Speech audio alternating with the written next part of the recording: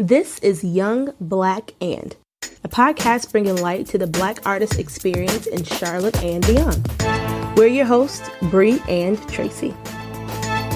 Hey out there in the podcast universe, this is Tracie with Young, Black, and I am bringing you episode 5 today. By the way, if you're wondering, where's Bre? I miss her too. We have just had a hectic week, and so we weren't able to connect so that we could have our standard conversation and tell you guys how much we have missed you over the past week. But Bre will be back next week, I promise. It's Liberia Day. You're going to learn a little bit about Liberia. You're going to hear from Ruby Edwards. She's a cast member and she's also of Liberian descent. And so you're going to get to hear from her about how she's been working with the cast to help us understand more about Liberian culture, to learn a little bit about the food, a little bit about the history of the country and her family and what they experienced during the Civil War in Liberia. And also just trying to get the dialect right. This interview with Ruby is about 15 minutes long, but there's a lot more content and we want you to see every drop of it. So you can check out our YouTube channel, Young, Black, and there you will find lots of video footage of the cast learning how to beat cassava, of the cast enjoying a wonderful meal over at Ruby's house with her beautiful family. And then you'll even hear a couple of stories from family members who experienced the Civil War in Liberia, what it was like for them. It's pretty incredible and very gripping. So visit our YouTube channel and you can also check us out on Instagram. We've got some pictures posted there from our Liberian Day that may be of interest to you as well. And definitely check out our stories for more information on that too. Looking forward to seeing you on social media. And by the way, thank you so much to all of you who have been listening and who rated us 5 stars on iTunes. We really appreciate that. That is so cool. Please tell your friends about us and make sure you keep us posted on all of the cool things that young Black artists are doing all over Charlotte. Send us an email or message us, however you want to get in touch through social media, and let us know what's going on in your city with your brown cohorts. We definitely want to give them a shout out. Make sure you listen after the interview so that you can hear what's happening in your world right here in Charlotte with some people that you may know, or if you don't know, then you want to know. Without further ado, here is Ruby. We came to your family's home and we got to meet you had some aunts and your mother and father, and you all cooked for us and everything. So why don't you talk us through what cassava looks like before it's peeled and all that kind of stuff, and then how cassava becomes, what is it called? Dumboy? Yeah, dumboy. But of course we pronounce it dumbo. Okay. So cassava is a fruit. It's like a root type fruit. You know how carrots grow out of the, they grow down into the ground. Yeah. And potatoes, it's that same type of family. But the outer surface is rough and it looks like tree bark if you look at it. And of course, the way we cut it is we chop it around, we turn it, and then break it off into little pieces. Or let's say if you get one, you cut it into 3 pieces, and then you take one, you put the knife, you chop it once, and then you kind of turn the knife, and that kind of lifts the skin, and you just go through, and the skin just lifts up easily. So after we've peeled all the cassava, we steam it, and we wait to the point where it's kind of like not so much. It's not translucent that much, but it's just a little translucent. Then you let it cool. You pour it out, of course, drain it, pour it out, let it cool a little bit, and then you go through and pick the vein out because there's a little vein on the inside. It's white. It's very hard. You peel that, take that out, and separate that from the rest of the cassava. And then what's left, like all the meaty parts, you take that and you beat it with in the butter and pestle, and you beat it until it turns into like a gummy consistency. And it's so funny, it's so amazing how it just turns into that. Because it starts off looking like potatoes, and then exactly. Then all of a sudden, like boiled potatoes. But you know what? We do make fufu out of potato too. So there's a certain way we make that too. That's more like in the pot. But traditional way is beating it. And we call it dumbo. And other African countries do call it fufu, but we call it dumbo because we have different versions. And then explain to us how you eat dumbo. Oh, so with dumbo, after you've prepared it and you form it into like a little mound, You eat that with soup, any type of brothy type soup. With us, we put any part of the animal that we can find in it. The way we would say that is we put everything inside, everything, anything you can think of. You make that soup and then you put it, well, first of all, you have your dumbo in the bowl by itself. Then you get all of the dudu, we call it the dudu. That's the okra, that's the sesame seed, the roasted sesame seeds that's beaten. You put that in there too, and pepper and whatever other things that you need. But those are the three main. Put that there first, add a little soup to it, mix it into like a nice little mixture. And then you add the rest of the soup to it and you eat it like that. You can eat it with your spoon. Most of us traditionally eat it with our hands, which is to me is the best way. And so you're not supposed to chew. Yes, that's another thing. With dombo, you do not chew. That's why we have the okra. It helps to slide down better because you swallow it. You don't chew it. If someone sees you chewing, they're going to be like, oh yeah, that person don't know how to eat it. Yeah, that person is not native. They don't know how to eat it. You've been to Liberia. Yes. So what would you say is the biggest cultural differences between being a child in Liberia, being a child in America? See, now when I went, I was 24. Oh, okay. That was my first time going. Gotcha. So I only knew from the viewpoint of a young adult. But I did notice a big difference. Of course, no air conditioning, which we are used to. But that's just in certain places. Like some people are fortunate and they have it. Some people don't. I was in situations on both ends. So one of my family members didn't have it, and one of them did. But even the one that did, she had to use a generator in order for that to work. So you shut it off during the day, so there's no air conditioning during the day. But from 6 o'clock on to like 1 o'clock in the morning, there is air conditioning. She'll turn it on because it's very expensive. You use diesel. That's the difference, because here we can just flip a switch and it's on. And we keep it, like right now at my apartment here in Charlotte, my air's on. And when I get home, it's going to be on. I'm ready for me. Whereas I have to, in Liberia, when I get home from work, then put it on at 6 o'clock and it has to work. It's not ready for me. Cool. So you lived there? I just went to visit. I actually went for a wedding and we stayed for 2 weeks. Wedding and Christmas, which is really fun in Liberia. What are the Christmas traditions that you guys have? Oh, it's pretty much the same because Liberia is the base religion is Christianity. It's the same. It's just lots of celebrating. What my parents used to say happened before. A lot of celebrating in the streets and things like that. Everything is just really big. And the difference there than here, like I know my aunt killed a goat. That was like the main delicacy. Meal, Whereas here is like turkey or ham.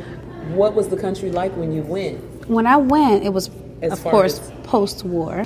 It was a couple of years. So this is 2010. War ended in 2003. So it was a few years after. Not even 10 years. Not even 10 years. And it was still rebuilding. They had just started, I know the Chinese had came in and they started paving roads and adding street lights to certain areas. Yeah, they had just started. They're there helping with that that's the main thing, to help with the street lights and road and paving the roads, and they look nice. Are there other countries that are coming in besides the United States? I mean, I say besides the United States as if the United States is doing anything. Who knows? Whatever. I'm not going to. I don't know what they're doing, but I know that I know China is definitely there. Lebanese people have been there in Liberia for years, owning stores and stuff like that. But as far as other countries coming in to better the country, the only one I can think of really is the Chinese and the UN, United Nations. Can you give us a little bit of history for those who don't know the history of Liberia? So Liberia is a country that was founded by freed slaves from America. Whenever they abolished slavery here in America, there was a group of African Americans that left here and went back home to Africa, and most of them settled in Liberia and founded Liberia. What was it before? Do you know? That's one thing I don't know. All I know is that before they called it Liberia, there were a lot of natives there. I just don't know what country it was considered. But I know a lot of them went there and founded it. The natives that were there, it was pretty much the same thing that happened here with Christopher Columbus, how they did the Native Americans. They ended up kind of doing the same, not the same thing, but they went basically like changing whatever was there. Was it a genocide? No, it wasn't anything like that, but they just kind of went in there saying, well, what your way is not the right way. This is our way. Let's teach you our way. Now, there were some people that were with it and some people that were not with it. One thing I do know is that they didn't really bother too much of the people who were traditional people, because a lot of them, like my grandma, she was raised in Goen, and Goen is like the traditional tribal country of the Bassa people. So a lot of them still had their places. It's just like, Monrovia became Monrovia. Like they had the cities and then other places that were like that. We have a place called Virginia, Harrisburg, places like that. I mean, a lot of the things that America has, Liberia has emulated the same thing. I mean, even Monrovia was named after President Monroe. Oh. Our flag looks like the American flag. Yes. It just has one star. Yep. Everything. Yeah. So the language of Liberia, are there tribal There's other tribal, like about 12 or 13 if I'm not mistaken, different tribal languages. Like my parents, my dad, his tribal language or tribal area is the Bassa tribe. My mom's is the Pele tribe. Those are two different languages. That's why we spoke English in our house. My dad, of course, his story is a little bit different than my mom's because his dad is American but raised in Liberia, and his mom is Bassa. That's where he gets his tribal from. And then my mom, both her parents are from the Pele tribe, and they're from Sanoye. Forgive me if this sounds ignorant. It's okay, no. Does everybody in Liberia speak their tribal language and American, or are there some people who only speak their tribal language, or some people only speak American, just like... There are some people that only speak English. And yes, English. There's certain people that only speak English, and there's certain people that speak both. Lots of people that speak both. I'm sure there are some people that only speak their tribal language, but it's a very few because the English is the basic. It's the main language. And if they do, the people that are in the tribal area do speak the American English, it's broken English. We call that colloquial. Which sounds like colloquialism. Liberia was founded in 1822. Really? January 7th, 1822. 1822. Before slavery was abolished. Right. Mm-hmm. From what I read, it was almost like a colony, except it wasn't being controlled by America. Right. It was almost like they sent like people the Quakers over. or something. Yes, but except it wasn't like the British colonies where the British still wanted to control. Right. Because I know that Liberia does have a rule. This is one I've always known since I was little because I was like, yes! They have one law that if you are not of African descent, you cannot own land in Liberia. Oh, nice. But yeah, that's one rule I love. I personally, no disrespect to my people. Out of all the other things, that's the best thing because I didn't like the fact that we have the same flag almost. I don't like the fact that we name things after America because I feel like they did us so wrong. Why do we honor them? Because they don't honor us. You've been helping us with the Liberian dialect so that we are going to pronounce these words and sound like we're authentically in Liberia. Can you give us some examples of sentences, how we would say it here in the United States, and then how it would sound? So, I'll go ahead and read this line right here. You know all the things you can do if you go to school, the ways you can improve your life. You can get your own business, your own house, take care of your own children. Okay, that's the American way. Liberian English way. You know all the things you can do if you go to school, the ways you can improve your life. You can get your own business, own your own house, take care of your own children. And so probably you're going to do something in between so that make sure that the audience will be able to understand but it's still going to have. Can you give us what that would sound like? Something in between? Yeah, something in between, sure. Yeah. You know all the things you can do if you go to school, the ways you can improve your life. You can get your own business, own your own house, take care of your own children. So I feel like that in between is more of the sing-songy now. It's the pitch, the way I go in and out of my pitch. All my vocal inflections are a little different. Even though I'm pronouncing the words clearly, you can still hear. I think it's the choices. It's the musicality of the word. So I've noticed that the deeper you went into the more Liberian way of saying it, some of your words got sort of pushed together. We lost some endings, like we lost some of the T's and the D's and the R's. So can you point out some of the specific words? So let's see. Let's do children. So Liberian people, we don't really say children. We don't pronounce all those. We say children.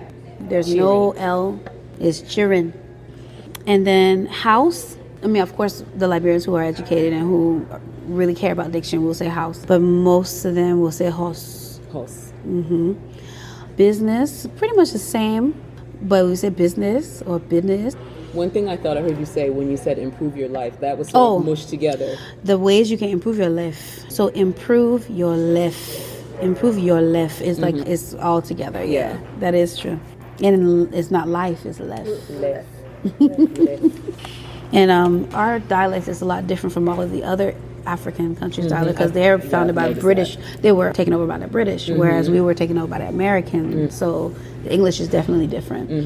We're more relaxed with our speech, and they're more forceful. So like let me see if I can find Mema, because Mema is the one I always hear. So if you could do me a favor, because you do a beautiful Nigerian and Ghanaian accent. So if you could try it or say it right now, and so we can give them the difference. Okay. You sound happy I gone number 3. It's all right though. I know you miss me much. Okay. Liberian people would say, you sound happy I gone. Number 3? It all right though. I know you miss me much. So it's a lot more. It's a lot more music. Like, I don't know how else to say it, but musical. Yeah, and I call it like a sing-songy way of talking. Yeah. Just like with the island people, the difference between the Jamaicans and like the Trinidadians have that sing-songy sound. It's the same thing. And I've been struggling with the sing-songy part of it, honestly, because it's like, okay, but I'm a soldier. Now I can give you a strong way of saying some of your lines. I feel like it's a brilliant choice that you're making for making your voice deeper, because Mema just seems like that type of person. Like she's going to be having like a really heavy sound, meaty sound, so that you want to act like you love me on God so much you never hear of forgiveness, that when you forget the past and give people new chance. So an aggressive person like that would go more deep. You can do that, huh? This the new wife, You number 4? And number 2, where you from? So that's different from what Rita would sound like. So you said this the new wife, Well, you can't say "and," so that means do it in that way. So you say, this the new wife, Okay. That's how we say "and." I like the way you said it just now, though. And that's how I interpret it. Let me hear it. This the new wife, She's kind of like more snarky and, you think you good, you think you bad, you make nobody bad yet. I wish I was recording your face right now. But that's how I feel she would be. She kind of cheeky. We call people like you, characters like Mema, we call them Mami Pepe. You don't mess with her. Hot tamale type of thing. And I feel like the more and more that we come out, and that's why I love this cast so much, because we can totally be open and free, and you can really see the real, because it's real funny. I mean, when funny is funny. It's like, hey, yeah, look at, yeah, I did it, yeah. It's kind of like silly, and it's fun. I have one last question. Is there any, or has there ever been any type of racism in Liberia? It's a classism thing mostly, but that's, with people who are educated and who are not. As far as racism, my parents told me that there was a time where Liberia was a melting pot. Everybody would come, and it's like a paradise place. So my daddy said the first time he experienced racism was when he came here. Actually, when we came to Charlotte, we started going to First Baptist Church of Charlotte, and there's a man that goes there, I'm not going to say his name, but he was actually born in the same village as my mom, and he speaks her language. So there were people like missionaries that were there all the time, and everybody was more united there. It's not so much racism, because I feel like Liberia kind of set the tone for this is the fact that they even set the law that nobody other than someone of African descent can own land. They knew not to come there on anything else, so they had no choice but to be okay, because it was definitely a melting pot. Thank you so much, Ruby. Thank you, no problem. Young Black and Cultured. Young Black and Cultured is a segment we use to highlight up-and-coming events and productions of Black artists in Charlotte. Shakespeare Carolina presents Top Dog Underdog, written by Susan Laurie Parks, a dark comic fable that's an urban retelling of Cain and Abel. The show opens Thursday, July 26th and runs through August 4th at Duke Energy Theater. Tickets available at Carolina Tix, that's TIX.org. Young Black playwright Stacey Rose is holding an Indiegogo fundraiser. The project is called The Danger, an homage to Strange Fruit. It's described as a theatrical symphony that explores America's dark legacy of violence against Black bodies. Help Stacey raise the funds to bring this production to the light. Every dollar counts. To back this young Black artist, visit Indiegogo, that's INDIEGOGO.com, and search The Danger 2018. All right, guys, so if you're looking to support us financially, you can check us out at www.patreon, that's patreon.com/youngblackand, and is spelled out A-N-D. We will love your support. Thank you. That's all for this episode of Young Black and. If you enjoyed this episode, give us 5 stars and a review on iTunes. We'd love to hear from you. Also, follow us on Instagram. Our handle is at youngblack_and_. And on Facebook, Young Black And. If you have an upcoming event or you'd like for us to spotlight a Black artist, message us on Facebook or Instagram. Bye!